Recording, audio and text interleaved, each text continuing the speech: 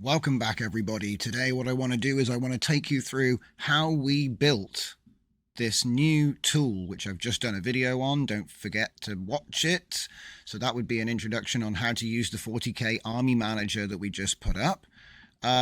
Essentially, it started off with a conversation where I was sat there saying, what's the name of that army tracker for Warhammer 40,000?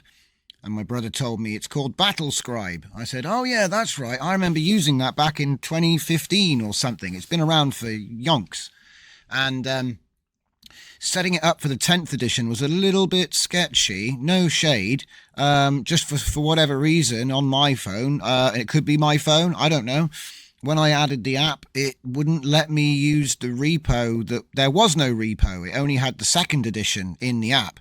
So I had to go through GitHub and try and find a 10th edition. Now, as it turns out, the files are all on their website. So if I just take a look on here, you've got all of the .cat files for every single faction. They're all up to date.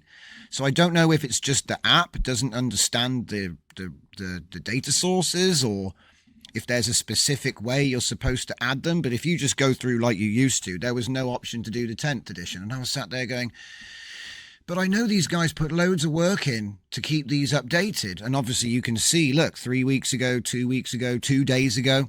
So they're still active and they're still doing, like, look at this release, a whole load of fixes, right?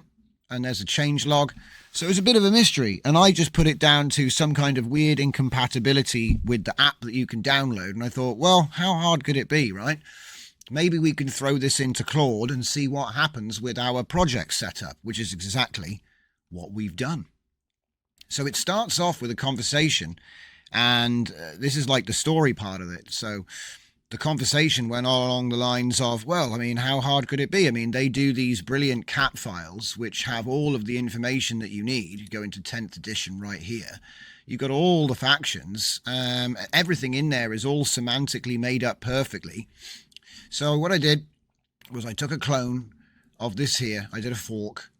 So over on my side of things, you're going to see that there is a fork. Let me just see where that is, just here. So I've taken a fork of it, mainly because the app that I've written will work with all of this sort of stuff. And obviously, if there's changes made subsequent to that, I can't guarantee that it'll still work, because obviously what I've done is I've said that this is the arbiter of truth. These .cat model, everything in here is all it knows. So there's no verification, there's no extra options yet. It's just a very simple unit tracker for collectors, painters, people that have armies, and it does a simple points total. Because really, I just wanted to know, how many points have I got? That was the question I wanted to answer. So for a given selection of units, what's the points? And you thought, well, you could probably do that with AI. And it turns out that actually Claude does understand the basics of Warhammer 40,000. It's not going to have the most up-to-date information, granted. But I thought if I use the cat file as a data source and then lean on that, we could probably get to where we need to go. So first of all, there is a Army Manager beta, which is up. If you want to help me test it, go ahead and download your faction and add your units and see if you have any problems. I will say that the text command line interface is not as up to date as the GUI. Even though the GUI is a wrapper, there's some interoperability issues with some of the options. Mainly because I've updated it to run the GUI. There's a full demonstration on how to use it now.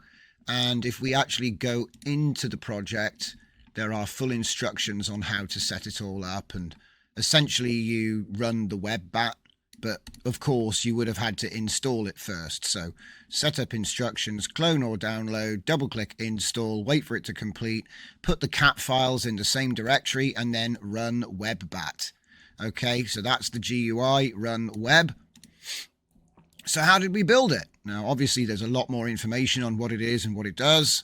And here's the file structure. It's all flat file. Everything is just flat file. So to work well with the Claude Projects structure. So let's just move on. And we did a bit of a tweet thread about this. So I made a command line first. It works great. And then I developed that into the Gradio. And it took about 4 hours all in all. And at the end of it, we have a usable tool which we can publish as a Git project like we have, and that's great. So how did we do it? Let's take a look. So we didn't just dive straight into a Claude project. We decided to just keep it simple with a chat first, an investigatory, can we do it? So I said, are you familiar with Games Workshop and the tabletop game Warhammer 40K? Now I'm going to be going through this pretty fast, so if you want to read the responses in full, go ahead and pause at any point and just give it a read. So the next thing I said was, I wish to build a list of Space Marine faction miniatures so I can use that to track my collection, if possible, calculate the total points for the army. And so it went ahead and started making a structured format to do that, right? And here it is, okay? Here's the code. And as you can see, it's kind of hallucinated. It's got a captain with a power sword and a mastercrafted bolt rifle. So it does even understand, you know, we've got customization of the units, right? Okay. So that's probably something that I'll add to this at a later stage. But at the moment, we kept it simple, right? Now, here it's trying to tell me, oh, just put this in like this, bro. It'll be fine. And I'm like, okay, mate, let's just take a step back, right? So I said, is it possible to use an external schema file to define the unit's name and points values, etc.? And it was like, yeah, sure, we'll just write our own. And again, that is mental. There's 125 Space Marine units. I ain't got time to do this. And it only knows the legends, clearly. It only has knowledge of the legends. It doesn't have the more up-to-date, all of the Primaris stuff. Anything that was released since 2015 is going to be a little bit more involved than just these guys, okay? Great stuff, but like really impressive that it already knows this, to be honest. But we're going to need more than this. And then it's got the how to add your troops and do this. And this is too nerdy. Most nerds, this is what nerds call nerds, if you see what I mean. This is like, doing it like this is not usable. So we're going to keep hammering him down.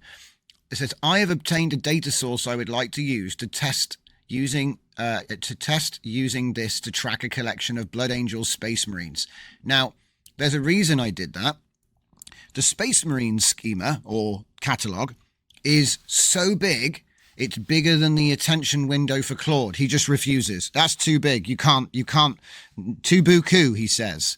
So we say Imperium Blood Angels.cat. Now the Blood Angels catalog is actually only, well, I say only, look how look how long it is. It's still, I think this was 60% of the total memory for the Claude attention window. So this is still too long, but it does fit, okay? So then what I've said is, well, he said, let me create a structured schema to track Blood Angels units based on the provided data. I'll create a schema definition and an updated roster tracker. And then he goes ahead and does all that. So I said, if I was to list out a number of units in my army, how can they be added? So he said, oh, I'll help you add multiple units. And still, it wants me to do it in like an XML or JSON type schema, which is still not really good enough, okay? So also, if you notice, it's very long. No, not this necessarily, but the other one is very long. So I've said, it seems like the script is becoming needlessly long. Consider using many scripts which can split the tasks, and using the cat file as a reference. We do not want to create a long script. We can rely on the cat file for interoperation. The goal is to allow a user to use the cat file to load in their chosen faction, and then using that, allow the user to type out the name of units and squads. These can be tracked in a JSON for easy storage. So it's starting to get the message. So this is a much shorter, okay? And so it says, we're using the cat file as the source of truth. So we don't actually need to have the cat file in the project, which saves on a lot of attention window for further development.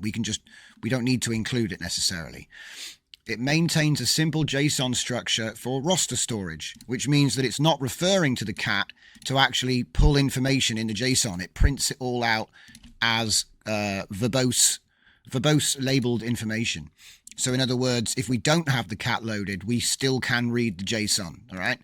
It provides basic add remove functionality and calculates points based on catalog values. So it's going to print that as well to the JSON. So it's not constantly requiring the catalog. It only needs the catalog to add stuff to JSON. And then once it's in JSON, that's standalone, right?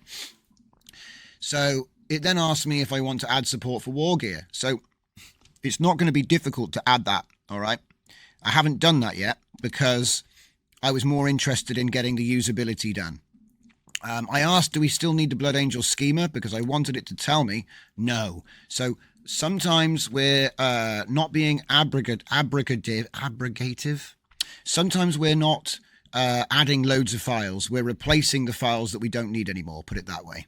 So abrogative is what I was trying to say. We're superseding with the new scripts. So no, we don't need that. That was overly complex, which tried to recreate all the data that existed in the cat file. That would have been insane. Just, you know, when you think that just the Space Marine cat file is too big for the attention window for Claude, which is one of the biggest attention windows for any LLM. The idea that you could do, like, you've seen how many there are. There's so many. There is absolutely no chance. So you need to be able to treat these as data sources and then run with that. So what I've basically done, again, you can pause this at any time and see what the exact answers are that it's giving, but I just want to focus on mine because these videos tend to get quite long. And I want to tell you how I approach this because that's the more important thing. So we can add support for war gear options. There is no need for validation. The user can be trusted with this. It would be useful to have detailed information display, but that can be addressed later. We will not look at detachment types at this stage, so I'm answering the 4 questions which it gave me. We do need to work on usability first. How is this script used? Can we use bat files to enhance the function? Can we use colorized feedback and numbered options to allow easy operation? Remember, at this point, we're using a text sort of command line interface with push 1, push 2, that sort of thing. We should allow the .json format army roster to be imported, exported. Provided the correct cat is present, this will allow for any faction to be used. So in other words, if it works for Space Marines, it works for Orcs, it works for Necrons, it works for Chaos. That's the idea, that's the concept. So let's focus on making it user-friendly first. I'll create a practical implementation focusing on usability. So if we just take a quick look at this. Now, I don't have time to scroll through every single one of these, but hopefully if you wanted to have a peek there, you can do that. Let me also create a simple batch file. So this is just literally going to run this. All right. It's not like I'll show you, but it's really extremely simple. Okay. So it's going to do colorized output. It's going to do numbered menu options, clear prompts and feedback. It can load any cat file. We can import and export as JSON, the rosters, that's your actual army list. Select units by number instead of typing names because we don't want to be dealing with misspelling because then it'll crash or have some horrible thing and you have to start again. Nobody wants that. So we just have it select, give us numbers, and we can just push the numbers. And that worked great, actually. So basic workflow, run the bat file, load a cat file, create or load a roster, add units, and then save the roster. Okay, so it didn't even have the ability to remove them yet, but we're getting there. So save both files in the same directory, run the bat file, follow the menu options. And again, it's trying to get me to improve it in all these different ways, which is so useful. But anyway, before we continue, does this supersede the existing roster tracker py? Yes, this new main.py supersedes the previous roster tracker.py. The new version incorporates all the core functionality from roster tracker, adds a much better user interface, handles multiple factions through dynamic cat file loading, and is more practical to use with the menu system. We can safely remove the old initial ones that it made way up at the top of the convo, and we only need the main.py and the run manager.bat, which is nice and simple. At this point, I'm still concerned with usability, and also I noticed that if you entered nothing, it would just crash. So I said, we should add some error handling. For example, if the user enters nothing during any selection, we should cancel the current task and return to the main menu to prevent crashes. And so it's added that. So it's rewritten the whole thing so that if you don't type anything, it just goes back to the main menu. Nice and simple, okay? Color-coded warnings for errors, confirmation of actions, kind of thing. So now we're avoiding basic crashes by adding the most simple error catches. Okay. We might consider splitting each menu option into separate scripts. So if I take a look at this, it's getting quite long. And there's no need for it to be this long, especially when it's got, look at all these different options, you see. So we could split these down into separate files, which is what we start to do. Because you don't have to have it all in one script. And he's just eventually going to say, this is too long.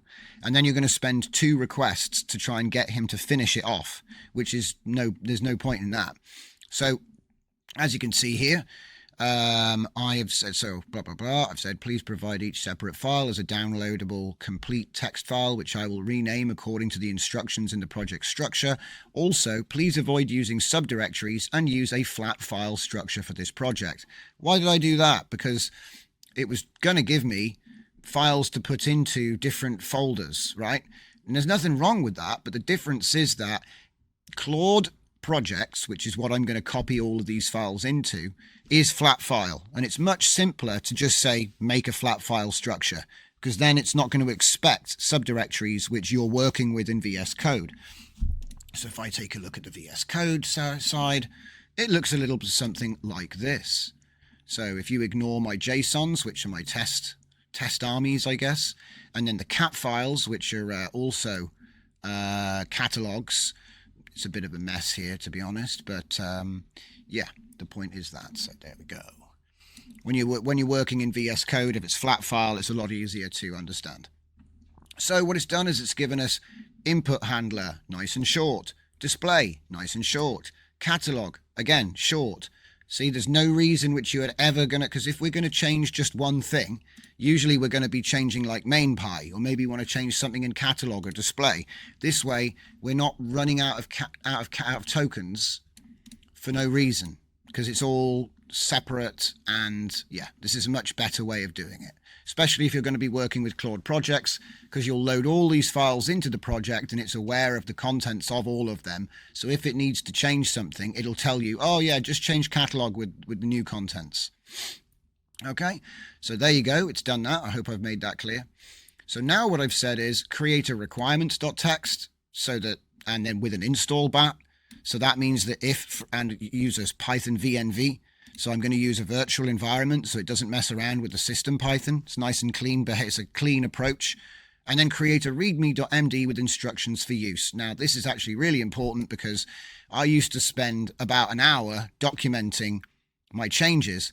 And the reality is that if you have the readme.md in the track, being tracked by the project, when you make a bunch of changes, you can say, update my readme, and it'll just spit out a new one for you. And to be honest, you don't need... Obviously, you read through it to make sure it hasn't made any mistakes, but I haven't caught it made a mistake yet. So the requirements right now is just Colorama.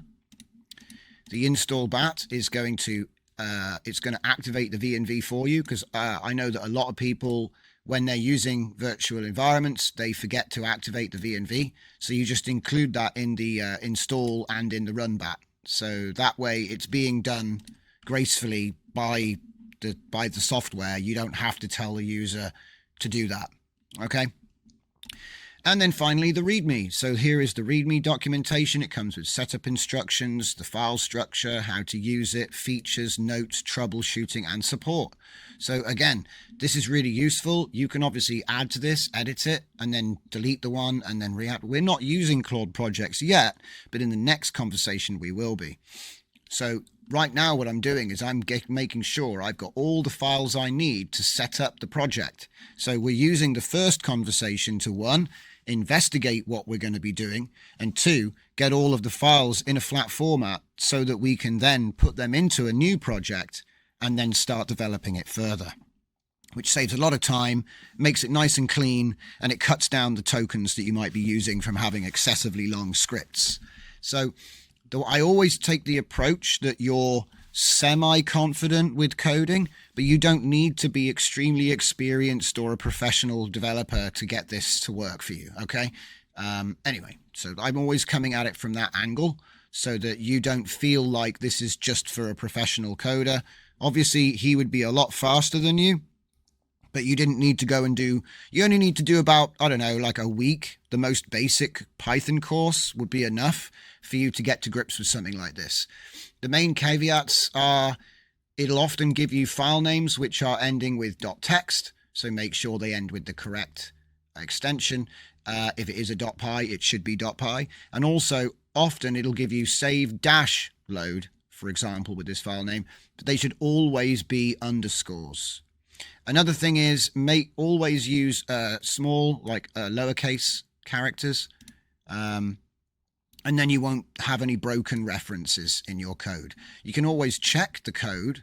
So if we go into a Python script, you can always look for a reference to another script, and you will notice that that is the case. It's never a dash, it's always an underscore, and they're always lowercase. So just bear that in mind. Like I said, if I go to run.bat, you can see just here it's main.py, lowercase. All right. Okay. Anyway, so that's everything. And at this point, it's given us a checklist of all the files that we need to see in our VS Code project. And I do recommend that you use VS Code and that you add, so we're going to be doing open folder. So once you put everything into the Army Manager path, you want to use open folder, okay, and it'll sync, and then you can double click to open up the files, and then you can edit them accordingly to what it tells you to do.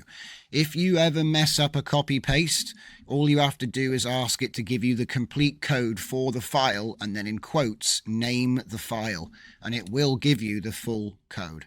I've already showed you that if the code is too long, you can go, for example, if I go to main.py, say this was too long and it cut off at let's see, say it was cut and it cut off at roster print and it just stopped there. You can say, please continue, quote, the name main.py, quote, and then from roster.print underscore roster, and it will then just go from there. So, if it was really long, you can kind of chain them together if you're not confident with the syntax, because sometimes, like, for example, if I do this, now you can see there's an error because the indent is wrong. Okay, the indents matter. So that's the tab. As you can see, it's broken now, just from a missing tab. So things like that you should have been taught in week 1 of your Python course. Okay, so the most basic free courses will give you enough information to get this sort of stuff and have enough understanding to get it done, right? So let's just get that out of the way. And now we can move on to chat number 2. So for chat number 2, we now have all of our files, and some of these don't exist yet because this is actually the completed project. But the idea is that all of the files which it gave us, so all the files it gave us at the end of this chat, the README, the rosters, all of that sort of stuff. Wait a minute, here we go. Sorry, the requirement bats, all these basic Py files, you're going to be putting them into the project knowledge. And obviously you'll want to give it a name and stuff, which is the basics. But then in here, what we're going to type is, you are an expert Python developer who is helping to develop a tracker for Warhammer 40K Miniatures collection. The code base for the project is in the project knowledge. Always output complete files for download. Okay, simple stuff. So there it is. We put all our files in, and so we're going to start the chat. If I just go to the top. So we have successfully configured this tool to work with the .cat format used with the 10th edition. It is able to load .cat files for factions, which exceed the limit with Claude, and subfaction specific cat files. I now wish to add new functions which should serve to expand the ability of the toolset. 1. Remove units from current roster. 2. Provide total points for current roster. Usability enhancements. Always display the name of the current roster, which is the filename.json. Always display the loaded catalog, which is the filename.cat. Now at this point, it pretty much looks like it's looking like this at the moment. Okay, it's looking like this. Once we've done the changes, which we're just talking about, it will always show the current catalog.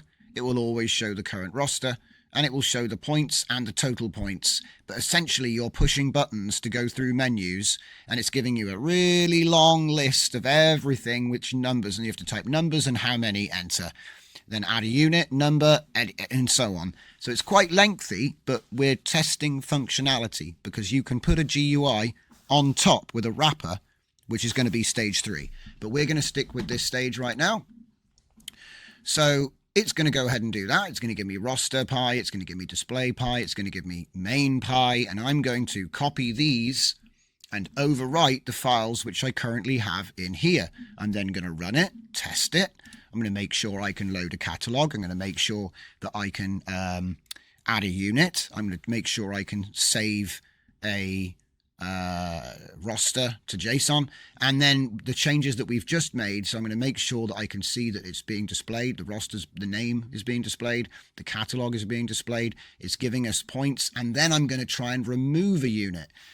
And at this point, you had to type it by name, which wasn't great, but it did work. Okay. So now we move on, and I say, please update the readme.md to reflect the current state of the project. And this is what I was saying to you, okay? So this is going to now track and update my instructions for users and give me all the new features which we've done, even some troubleshooting tips, okay? So this is all working great. Is it possible to scan for cat files and automatically load more than one at a time? So when I say that, I'm not trying to load multiple cat files. I'm trying to have them loaded in the app so you can switch between the active, okay? Because you wouldn't want to have a mix of things in a push button list. That would get too crazy. Same with the drop down. But the idea is that the app is aware of all of them, and then we can use a push button system to switch between them. So again, if you were understanding this code, you'd be able to see that it is actually doing that.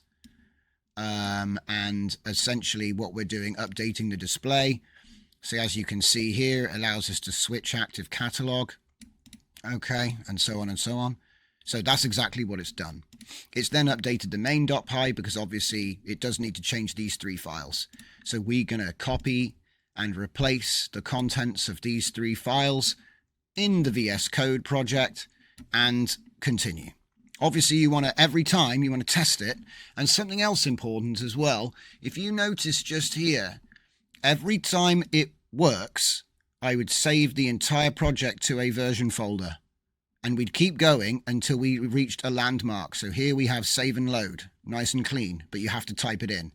Then we have auto loading. Then we have the catalog and roster automatically loading. And then we get into the first alpha, which is the Gradio. So you can see from the timestamps as well that I started at 8:30, and by 10:44, which is 2 hours, no, not 2 hours. Yeah, it's 2 hours and 15 minutes. 2.25 hours. We've got our first alpha, and about, what's that, 11 o'clock. So 2.5 hours, 2 hours 45 maybe. Wait, yeah, 2.5 hours later. Partially working, and then there we go, alpha 5. So just over 2.5 hours later, we've got a build up on GitHub. That was the first upload. All right, I think. Wait, no, it wasn't. That was the first upload, and then this was the second upload that added the GUI. And as you can see, going from the Python code to the GUI version was 20 minutes. So. But there were some problems. I always joke that 95% can be achieved very quickly, but the last 5% will take you 3 times to 4 times the effort. And that's just you can't get away from that. That's just a basic rule of physics, guys. Nothing we can do about that. So from here, what we're going to do is we're going to continue. So I said, is it possible to scan and automatically, is it possible to scan for the roster JSON and automatically load them too, or offer to save with a warning to overwrite when selecting an existing roster? Because I noticed that you basically don't want to just be overwriting things. What if the guy typed the wrong file name and he's like, oh, I've just built this really crazy army tracker, and then I was just messing around, put 1 unit in and overwrote my master list. That's not cool. So we want to give it a yes, no prompt in the command line there. So that's what that was about. So we obviously get 3 new files and we update those.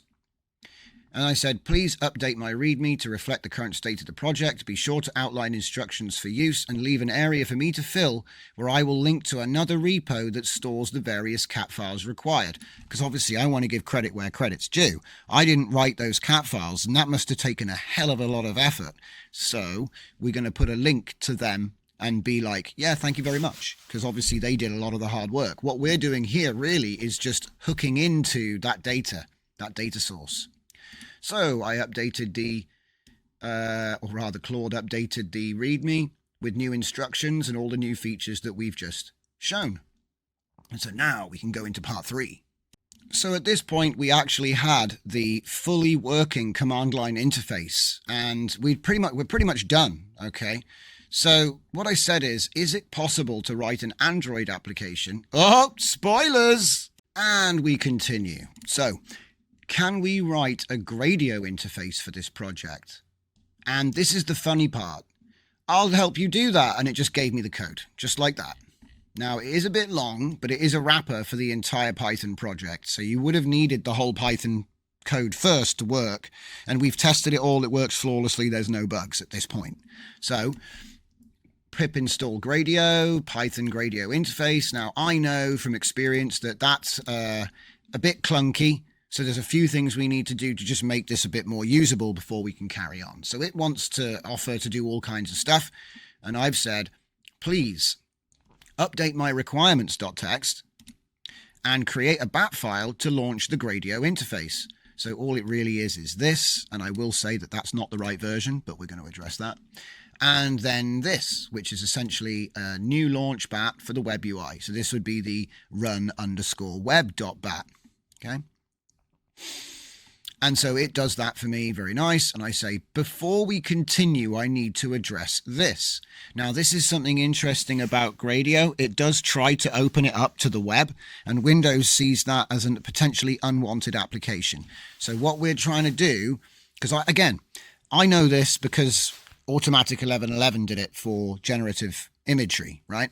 It was a common thing that if you didn't have this set, or if you got to have that set to false, basically, or just not even there. So what it's done is it's tried to open up the computer to the internet, which is not what we need to do with this particular sort of, it's not what we want to do, basically. We just want it to run locally in our browser. There's no need to let the entire world know our particular army, and, So what I've said is, before we continue, I need to address this. Here is the warning, right? So again, I always try to do this from the perspective of somebody who's never even seen what this is before. So you can just allow it, all right? It's not a problem, but we shouldn't be doing this anyway. So by saying what I'm saying here, what it's going to do is go, oh yeah, whoops, I shouldn't have done that. I'll turn this off.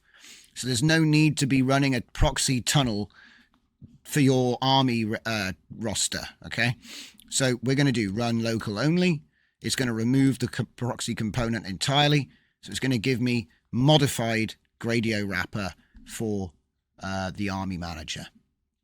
And then obviously it's going to give me a little note to let me know that it's not going to open it to the internet, which is nice. And hopefully that'll stop it from flagging as a potentially unwanted application, because of course, unless you know that it's opening to the internet, it really shouldn't be, right? Or unless it asked you if you wanted to.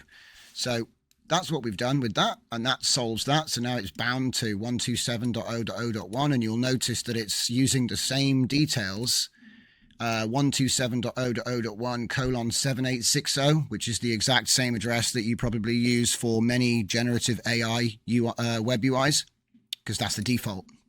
All right. So getting back to where we were. So next, I've noticed that there are some strange bugs. I'm getting strange errors, and I know it's because our Gradio is running an old version. So I've said, let's update to 4.44.1. Okay. Now it will tell you that in the logs. It's not, it's not like you need to know that. It would have told you that. So all we have to do, because we did use the requirements.txt method with our install, is just change that one line to the correct version. That's what the requirements.txt is so good for. And that's why it's the standard way of installing pip modules. So it tries to then tell me to do a bunch of stuff. this isn't really necessary. So I told it what I'm going to do, which is I'm going to delete the VNV and the PyCache, which are folders which you will find. Here's the PyCache, here's the VNV. So if you just delete that, and then run the install again, it'll do it fresh. And now we've got the updated requirements.txt. It'll just put the new stuff in. Okay? Because there's not a lot in there, to be honest. It's only Gradio and Colorama, so we can just do that again really quickly. So from that point, that's what we've done. We run the install, gives us a fresh virtual environment, and it even tells me how to do it, even though I told it I've already done this.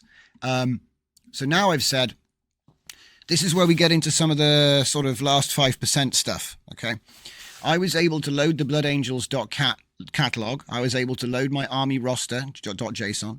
I was able to display that army roster and see the total points. But when I tried to add a unit, I received the following error. So I've told it exactly what's going on, and then told it context. I didn't just copy the just copy the error in. All right, we've given it a little bit of chat first, and then copied the error in. And so it says, I see the issue. It's because we were getting the selected unit from the drop-down. It's coming as a list rather than a string. Let's fix the add unit method in Gradio Army Manager class. So here we are. It's giving me the new thing. But it's done something, and this is another reason I like to point this out. You see here where it says previous methods remain unchanged until add unit. That's okay if you're a experienced Python coder, but if you're trying to use the AI to do a lot of the heavy lifting for you, you might accidentally put a wrong tab in, you might accidentally put this in the wrong place, okay? And so to prevent that from happening, I like to say, please output the complete Gradio interface.py, and it will happily do that, okay? So the difference between this one, see, it's not the full script, and this one is the full script, okay? So then you can copy, you can go over to your, it's in here somewhere, and you can select all and paste, all right? Now, obviously, before you make changes like this, copy your working code into a folder with a version number so you can roll back. You see this version 17 unstable? We went down a lengthy rabbit hole here where it was trying to fix something that wasn't really an error. And in the end, I just went back to overwrite roster and developed that into 18, because what it was trying to do was actually destructive to things it had already done. And it was only a warning. It didn't need to really fix it, but I wanted to know what would happen if I copied a warning in. What would it do? And it tried to fix the warning, which you can't, because that's a warning, not a bug. It's not an error. But anyway, that's why you need to, every time you make a change, you need to save it all first. So once you've reached a landmark, like, oh, we've got this working, save it all into a folder. Okay, we're making another change. Before we make the change, save it all into a folder. Test it working, good, copy it into a folder, try to fix the next thing, and so on, so that you've got somewhere to go back to. You can think of this as a version save history. That's exactly what it is. Each time, if we go inside, it's a complete copy of everything. Yeah? It's not going to hurt. It's not going to hurt having multiple copies. When you get to the end, you can get rid of all the old junk if you're really worried about hard drive space. But these days, our hard drives are insanely huge, so it shouldn't be an issue. So, please output the full script, and it's done that. So, again, I come back to it. I was able to load Blood Angels catalog. I was able to load Army roster. I was able to display the Army roster to see the total points. I was able to add a unit. I was able to remove that unit by typing its name. However, there is no way to choose which unit I want to add. It's only able to add the first unit in the catalog. Can we add a drop-down menu near the Add Unit button, which contains the list of units in the current loaded catalog? Now, of course, I already tested that function as working on command line, so there's no reason why we can't do this in GUI. And I believe that is probably... Whoops, go away. I think that's Alpha 3 there. I think that's where we're at. So it says fixed interface with the unit selection. And again, you've always got to watch out for partial code. Don't go copying the whole thing over because it'll break. So to prevent copy-paste errors, please output the complete contents of gradio interface.py. Off you go. Okay, because we're trying to make it do as much of the heavy lifting as possible. Obviously, if you are au fait with the Python, then this isn't a problem for you. But if you're using this a little bit more than the average developer, then you're going to actually be tripping up on stuff unnecessarily. And you can just type this and it will give you the full code, which it has. So we can now put that in with confidence, test it all works.